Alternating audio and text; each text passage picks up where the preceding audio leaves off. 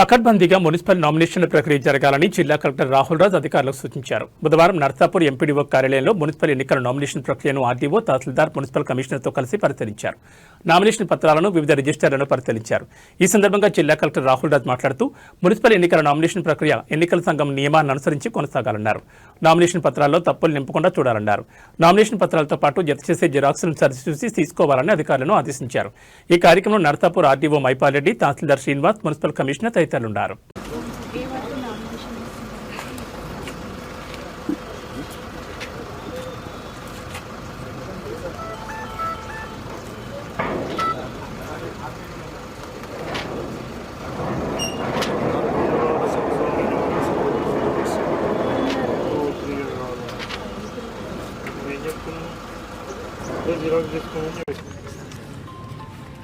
ఈ సింబల్స్ వాళ్ళకి సింబల్స్ వచ్చిన వాళ్ళకి ఇది చూసుకోమని చెప్పండి.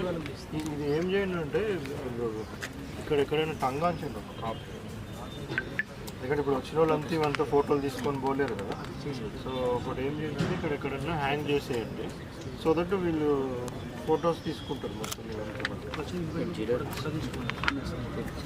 ఒకటి హ్యాంగ్ చేసేయండి. సో ఈ ఫ్రీ సింబల్స్ వాళ్ళు ఇండిపెండెంట్గా ఉన్న ఫోటో తీసుకొని వాళ్ళు ఏది కావాలంటే అది పెట్టుకుంటారు ఫ్రీ సింబల్.